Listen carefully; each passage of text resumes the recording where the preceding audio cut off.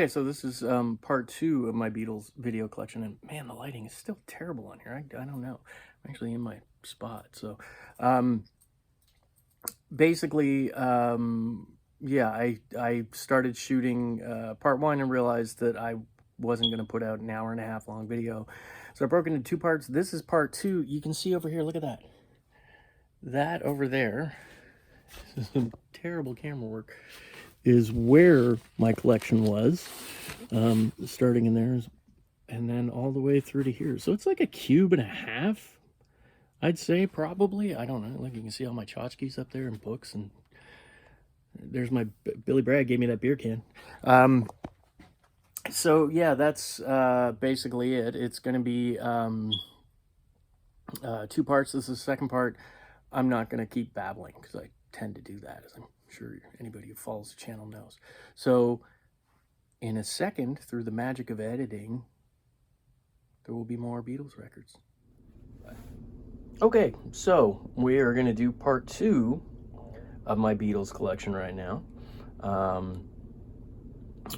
For those who are just joining us, this stack over here basically covers from that all the way to Sgt. Pepper's Lonely Hearts Club Band, and it got really long, and I realized I didn't want to put out like an hour and 20-minute video, so I split it into two, and this is part two. Go back and see part one if you want. I mean, you don't have to. Like I said, I'm not the boss of you. Do what you want. So we'll start here. This is actually a Beatles tour program. They used, even though it says USA, they use this in the Canadian dates too. I have others somewhere. I just couldn't find them, and that is going to be a recurring theme, I think. I didn't talk about that in the front. I have many records stashed in different places. This is all just what was here in the main collection. But this is pretty much most of it. I have a bunch of memorabilia, which I'm not going to get into. I also have, obviously, a fairly extensive collection of solo stuff, which I might do a third video on if people are interested. You know, they can let me know. But I'm not going to get around to doing that today or anytime soon. But, you know, if people want to see that, let me know. I can put together one of the solo stuff because it's pretty interesting. So one of the big glaring things that I am missing in my collection is a Butcher. I do not have a Butcher cover. And that's something that's always bugged me. I've been buying records my whole life. Obviously, I was, you know, I'm from the 70s, right at the very start.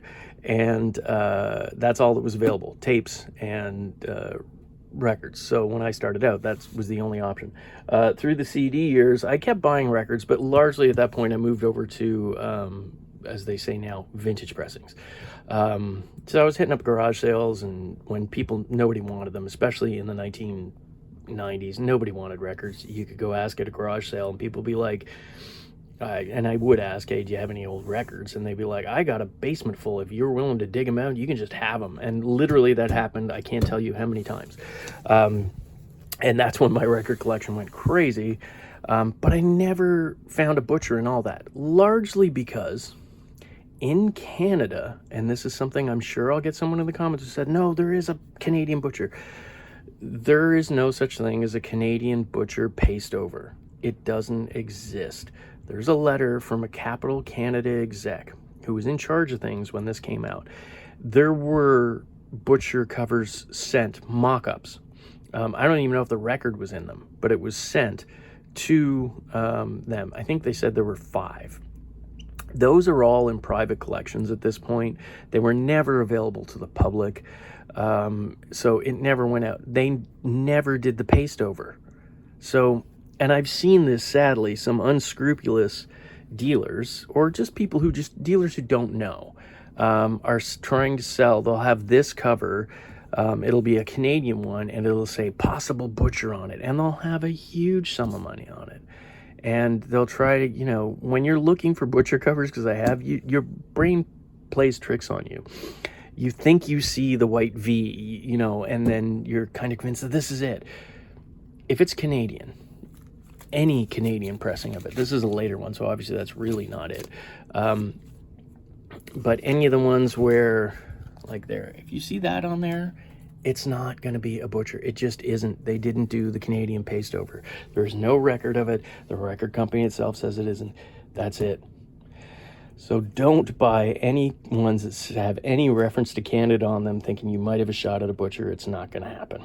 So anyways, I just want to make sure that people know that, because again, I have seen and known people who bought them and convinced that they have a butcher and paid stupid sums of money for them, and then ended up getting the disappointment that eventually comes when you start looking it up and realize, no, there are no paste over butchers in Canada. In the States, however, there were, and I don't live too far from the border to the United States. Our lovely friends down there. I do hop over quite a bit, or used to anyways. I don't do it as much anymore. Once you got a kid, that comes a little bit more janky. But I still never managed to get one. And over the years, I have had the chance in the past to buy ones.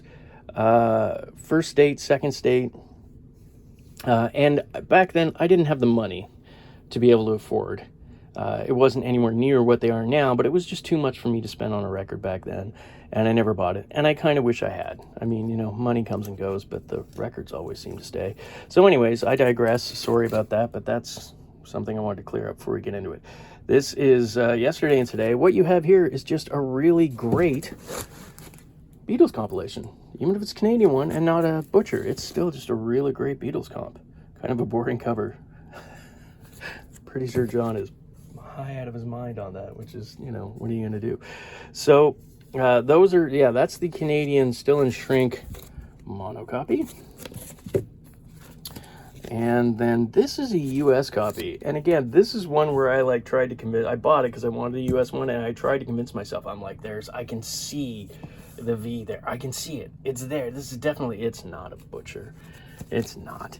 I didn't pay butcher money for it. I just bought it as a regular one anyways. But part of me was like, oh, when we get home, we're going to... It didn't happen. Just anyways. So, yeah. So I have many copies of the White Album. And this is a US 68, so I've written on there, and I got the matrix numbers and everything. So I bought this clearly once Discogs was around. And so... yeah, it's that's your number embossed. All the pictures and everything will be in there. It's on the Apple label, US label. And then this one here is, this is where I start getting unsure, because once you get into Apple stops sort of saying whether or not they're Canadian or American. And it's really difficult to tell. I have been told by many people it has a lot to do with the gloss on the label itself. I'm not sure. Anyways, that's an embossed, non-numbered.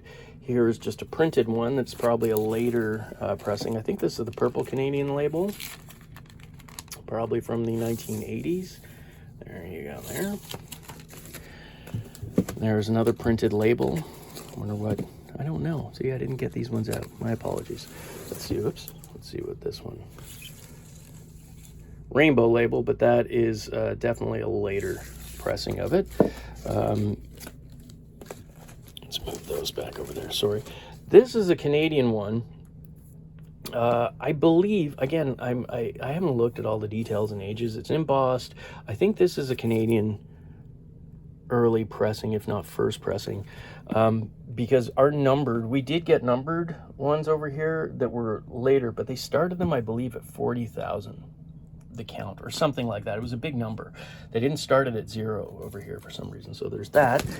And then there is this one here, which is the I believe Canadian exclusive 78 reissue in the 70s, especially. I think in 78 they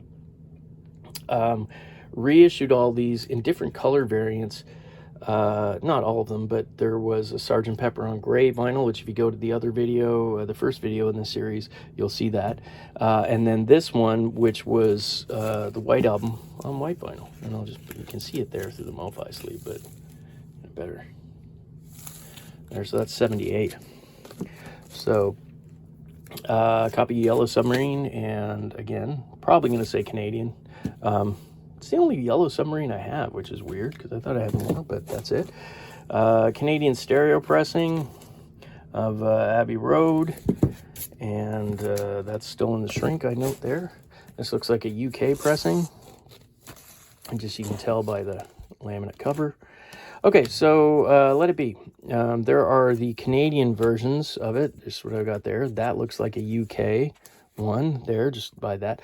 But then the Canadian first pressing, for some reason or other, never heard an explanation why, was put out, and I forget how many they said. I think the first 10,000 or something like that. I don't know. Don't quote me on that. Go check Discogs. It knows more about everything than me.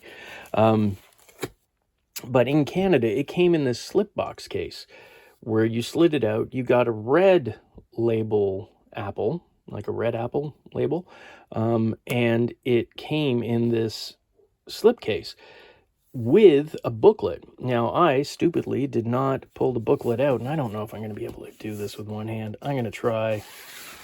Here I go. Sorry about the bad camera work, but so that's it there. It comes out in the booklet like that. You can kind of slide it open. There is the, why are you not letting go? There you go. There is the album. Let's see, can I get this out? Yeah, sorry about the terrible camera stuff, but it's really difficult to do this with one hand.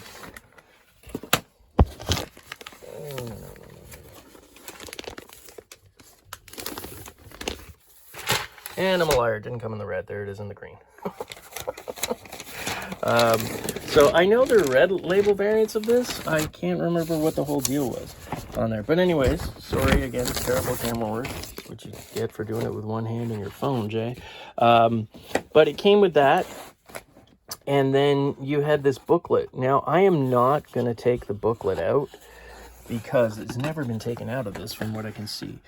This booklet, it's just a picture booklet. It is laminate. Maybe I will take it out. And it is notorious. Oh, yeah, so you can see there's the inside thing. That's actually a separate piece. So when if you're ever buying this, make sure you do get the inside tray with that too, because if not, it's not complete. I don't really know if I want to flip this, but I'll do a little bit just to give you an idea what's in there. It's a lot of pictures from the Let It Be sessions. It's a really great book. Like, I mean, it really is. There's lyrics, fantastic pictures all the way through. And yeah, the thing about this book, and this one seems to be okay, is A, you get delamination of the cover, which is starting to happen there. And whoever or whatever process they use to bind this, the glue on the spine dries out. Like for every 10, you'll probably find that like 6 of them are that way.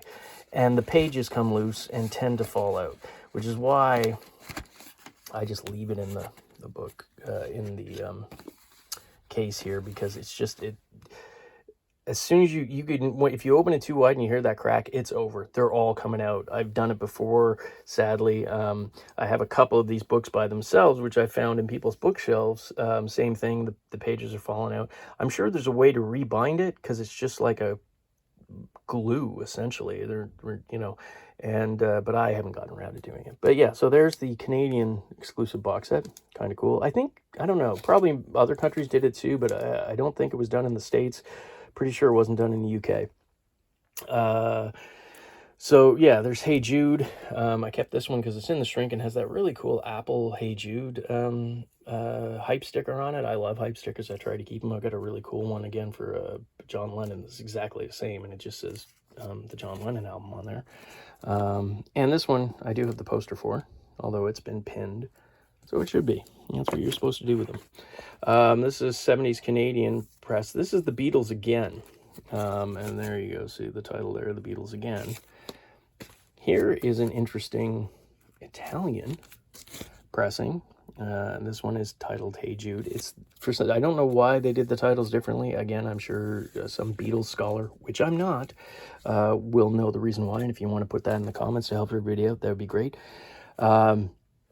Cheeky bootleg back in '64 at the Hollywood Bowl. I like the artwork on it, kind of too. This actually came with a large collection of 60s sealed stuff that I got ages ago. If you want to go back and look at those, they're pretty cool. It's interesting. I have got into a big collection of 60s pressings, And then there was a huge part of that was also sealed 60s pressing. So go back and look at those videos if you want, because they're kind of cool. You'll see this one in here. I kept it for my collection. And there's the label. It's on lemon. I tended to ignore bootlegs for the most part, but sometimes I would just, you know, if they came my way, I wouldn't ignore them. Now, these records are more nostalgic than anything else. These are UK pressings on the Parlophone. These were the first Beatles records I ever heard. These were the ones my parents had. The covers did not survive, but the records did. And this is probably some of the first music I ever heard. Certainly probably the first records I ever played. So I will keep these forever. I treasure them. They're not in the best of shape, but it's with the Beatles, and then Please Please Me. I don't know, maybe I'll be buried with them like a pharaoh. I don't know what this one is. It's obviously some sort of import. I don't know the language. Possibly German? I don't know. But I kind of dig it. I usually buy any of these. What does it say on there? Well, I can't even see that. Maybe somebody else can. My eyes are terrible. Possibly German? I don't know. But it was a unique cover that I'd never seen before, so I tend to buy it. Somebody obviously pinned it up, or that might just be a delete, cutout. Who knows? So here we're getting into sort of the after they broke up stuff. For the most part, that was the record labels were desperate and were putting everything out they could. This is, although this probably came out while they were around, but this is, it looks like a UK pressing on a Polydor label. It's the Tony Sheridan sessions. Here's another one on VJ, the Frank Ifield sessions. And yeah, so that's kind of sort of related. I don't know. Songs and Pictures of the Fabulous Beatles. This is when VJ was trying to get as much out as they could. And then here is another version of the Tony Sheridan sessions. This is an American one. Oops, that wasn't helpful to anybody. Let's see if we can pull the... Yeah, on the MGM label in the States there. Okay. This is the orchestral... George Martin Orchestral Collection, basically on there from Help, and that is Canadian. There you go. First live recordings in Hamburg, Germany. I have volume 2 somewhere, but I was looking through here and I couldn't find it. Again, it's in probably put back someplace wrong in my collection. Ultra rare tracks. I bought these and I haven't even listened to them. How terrible is that? Maybe I'll do that today. Gold vinyl. They're obviously bootlegs. And it's volume 1 and volume 2. And it does have, there you go. Songs on there. Probably going to be studio takes, I imagine. This one says 88 Swingin' Pig Records. Luxembourg. So yeah, that is what it is. I'll have to listen to those today. Oh, look, that one's on blue vinyl. Oh, yeah, that's pretty rad. I like that. This is my only fan club record. Excuse me. From what I understand, a lot of the Beatles Christmas and fan club records were bootlegged later. The person I got this from actually was a member of the fan club, so that's why I think it is an original one. I tended to pass on the others. They're fun. Oh, here you go. Yeah, so this one has all the stuff on there why I think it's original. This, again, I would have gotten pre-Discogs, so I was going off of what was in probably a Beatles collector's book. Back in the day, we used guides before Discogs came around. My God, is it so much easier now. Love or hate Discogs. You cannot. If you were a collector before it came around and after, it is just so much easier to find which pressing you have and whether yours is legitimate or not. But you can also see here that, hey, I used to work for a record label for a little while, brief period of being part of that gross industry. Anyways, off the Beatles track, instrumental, another version of George Martin's instrumentals, and that is a Canadian stereo. Sing a Song. This is kind of cool. I don't see this very often. I don't know if it was anywhere else. It's on the 6000 series, which is a Capital Canadian. We did all these 6000s.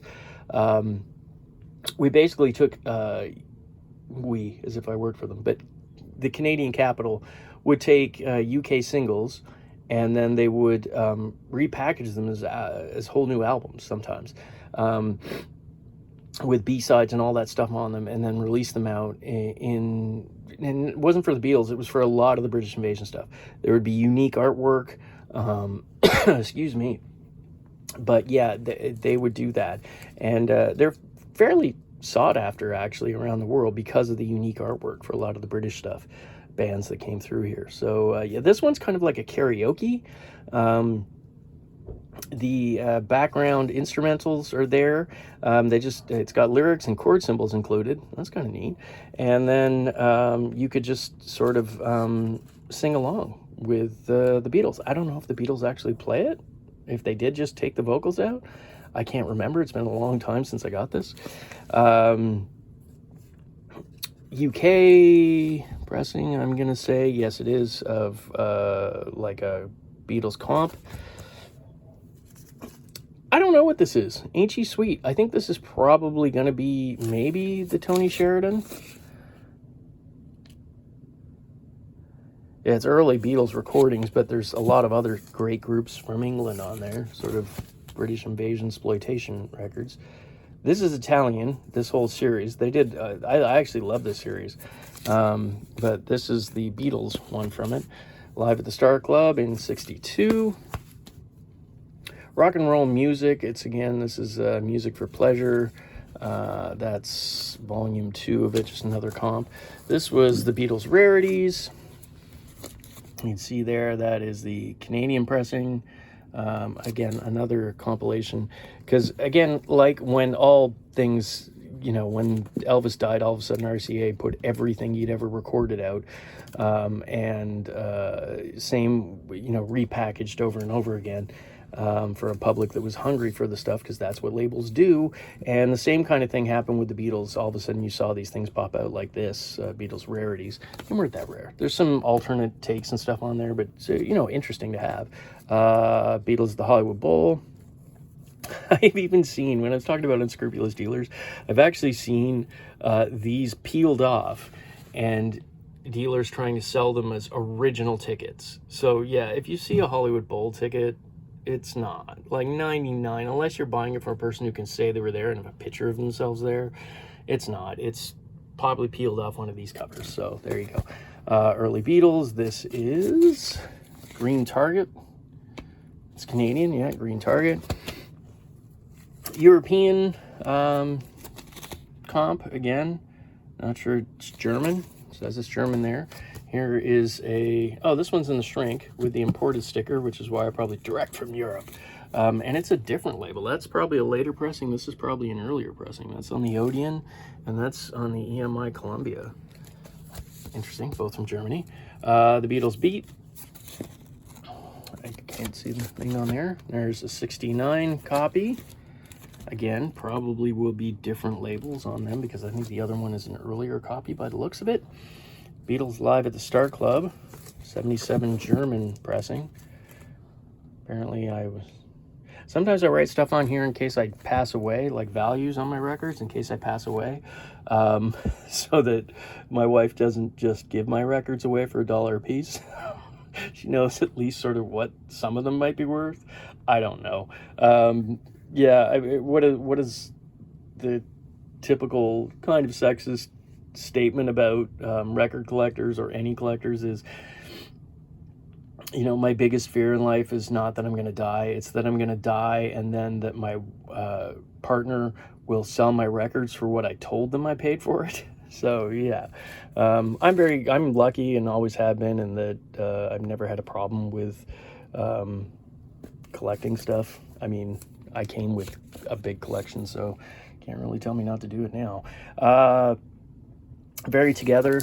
There's a whole thing about, why that was out, and I believe something to do with Paul's being dead and blah, blah, blah. But it's an interesting cover. I got a sealed copy of this.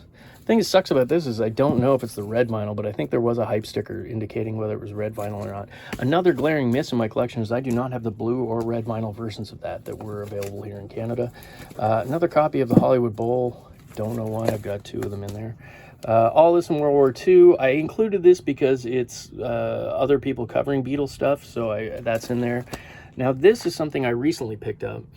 Apparently, and I haven't listened to them back to back with the originals, but this was a World Wildlife Fund record that was put together, and a lot of British bands donated songs to it.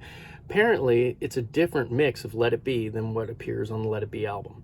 So I don't know if it's true because I haven't done a back-to-back, and I did listen to it and was sort of like, I don't really hear anything, but, you know, I'm old and my ears are shot from standing next to stacks at shows for years. Budshank covers Beatles tunes. It's a great album, actually. Like, you know, it has a whole other vibe. I only paid $10 for that, probably more than it's worth. Again, I love Moogs and old synthesizer stuff, so this was a no-brainer when I came across it back in the day. This was a recent pickup. You can go back and look. There is a video where I managed to find a whole bunch of records at the garbage dump in an area where you could put stuff that, you know, you think people might want before it goes to the dump, and then people will take it away for free type thing. And I got a bunch of it, and this was in here. I didn't even know this existed, and I love Santo and Johnny. Like, they're some of my favorite albums from Santo. Their version of Summertime, oh my god, it is so good.